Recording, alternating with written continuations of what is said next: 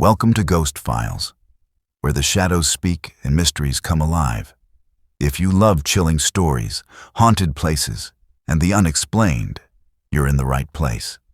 Don't forget to like, comment, and subscribe to stay updated on the darkest tales from around the world. Let's dive into today's haunting. Spring break of the damned. The sun was setting over the beach town of Cancun, casting a golden glow over the crowded streets. Spring breakers from all over the country had flocked to this Mexican paradise, eager to let loose and party. But for one group of friends, the week-long celebration would turn into a descent into madness. As they danced the night away at a beachside club, they stumbled upon a mysterious bartender with a sinister grin.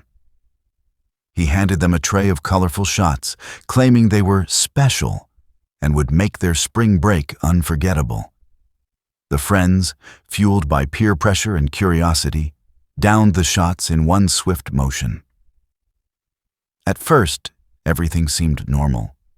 They danced, laughed, and took selfies with the locals. But as the night wore on, strange things began to happen. One friend started acting erratically, as if possessed by a dark force. She began to speak in a language none of them understood, her eyes rolling back in her head. Panic set in as the others tried to snap her out of it, but she was unresponsive. They decided to leave the club and head back to their hotel, hoping the strange behavior would pass. But as they walked through the deserted streets, they realized they were lost. The buildings seemed to shift and twist around them, like a maze designed by a madman. Suddenly, the possessed friend began to giggle maniacally, her eyes snapping back into focus. "You should have stayed out of this," she hissed, her voice no longer her own. The others froze in terror as she began to transform, her body contorting into grotesque positions. The group was stalked and hunted through the streets by their friend, who was now a vessel for some ancient evil. They stumbled upon an abandoned temple on the outskirts of town, where they hoped to find refuge. But as they barricaded themselves inside, they realized they were trapped. The temple was filled with ancient artifacts and forbidden knowledge.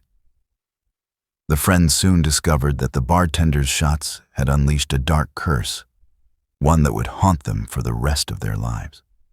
As the night wore on, they heard their friend's maniacal laughter echoing through the halls, getting closer and closer. One by one, the friends disappeared, dragged away by the possessed companion. The last one standing stumbled upon a dark ritual taking place in the temple's inner sanctum. The bartender, revealed to be a cult leader, cackled with glee as he sacrificed the last of the friends to an ancient deity. The next morning, the police found the group's hotel room abandoned, the only clue a cryptic message scrawled on the mirror. "The spring break of the damned has only just begun." The friends were never seen again, and the legend of the cursed shots spread like wildfire through the spring break community. Some say that every year, during spring break, the damned return to Cancun, forever trapped in a cycle of horror and madness. The last memory. Dr. Emma Taylor had spent her entire career studying the human brain, but nothing could have prepared her for the day she met Jack. A brilliant neuroscientist herself, Emma had always been fascinated by the nature of memory and its relationship to identity. Jack, a patient with a rare condition known as hyperthymesia, was able to recall every single detail of his life since childhood. Emma was determined to unlock the secrets of Jack's brain and understand the intricacies of his extraordinary memory. She spent countless hours with him, running tests, scanning his brain, and documenting his recollections. But as the sessions progressed, Emma began to notice something strange. Jack's memories were not just vivid and detailed.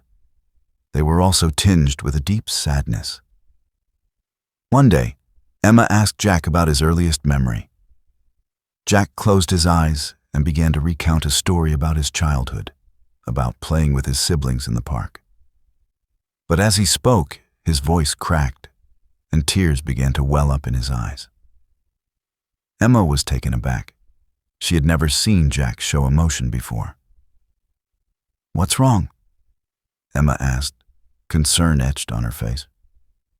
"It's just, I remember everything," Jack said, his voice barely above a whisper. "Every moment, every smile, every tear, and I know that soon it will all be gone." Emma was puzzled. "What do you mean?" she asked. Jack's eyes locked onto hers. "I have a terminal illness, Doctor. Taylor. My memories are all I have left. Soon they'll be erased, and I'll be left with nothing." Emma felt a pang of sorrow. She had never met anyone who faced such a dire prognosis with such courage and resignation.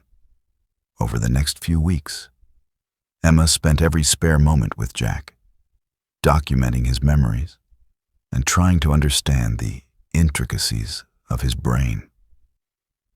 As Jack's condition worsened, Emma became more determined to help him hold on to his memories.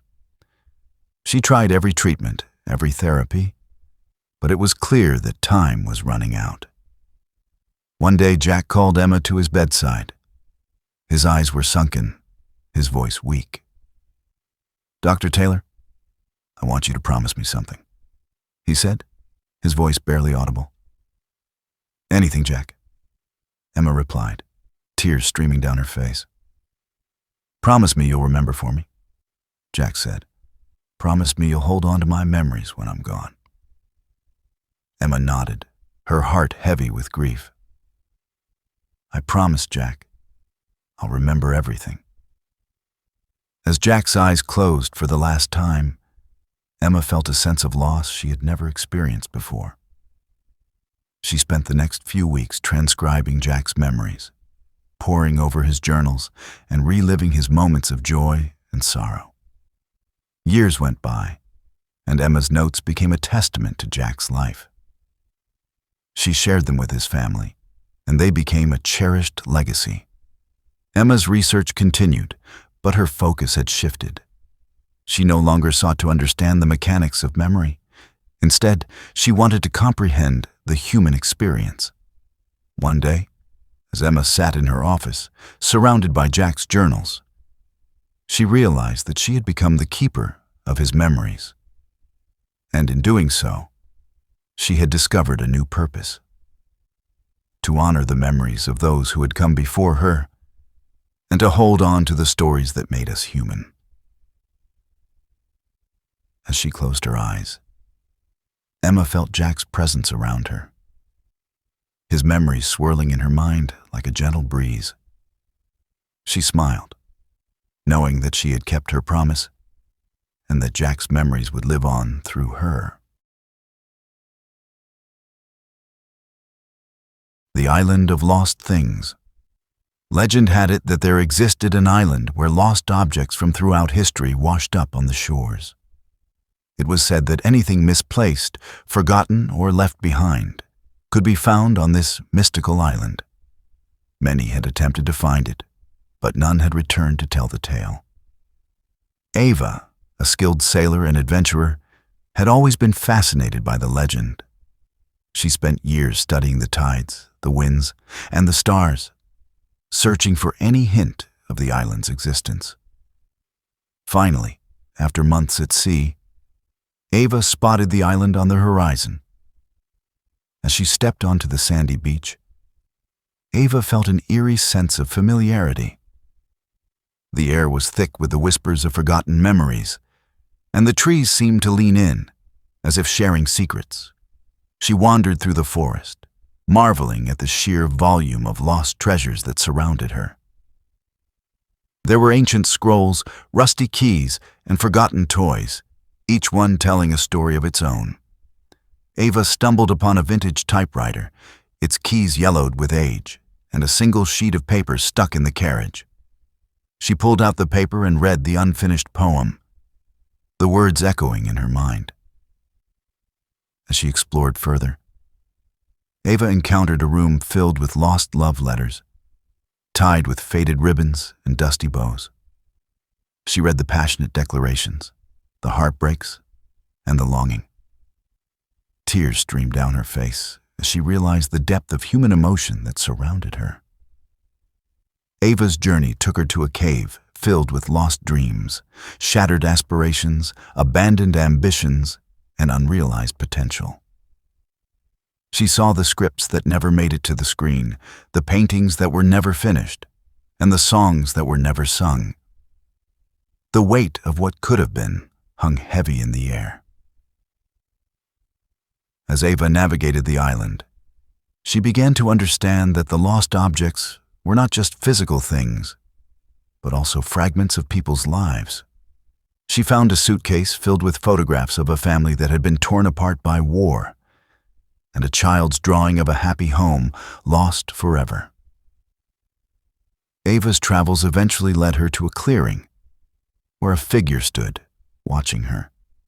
It was the keeper of the island, tasked with collecting and preserving the lost treasures. "Why do you collect these things?" Ava asked, her voice barely above a whisper. The keeper's eyes were ancient, filled with the weight of centuries.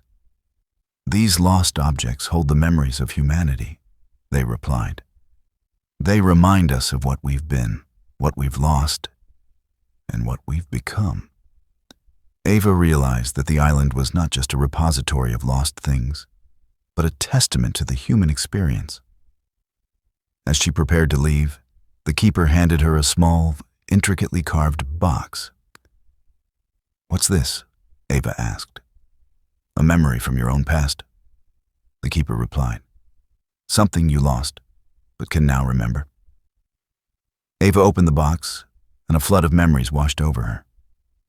She remembered her childhood, her parents, and the love they shared. Tears of joy and sorrow streamed down her face as she held the box close to her heart.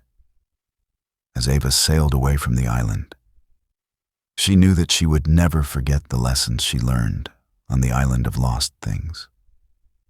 The memories she had uncovered would stay with her forever, a reminder of the power of human connection and the importance of holding on to what truly matters.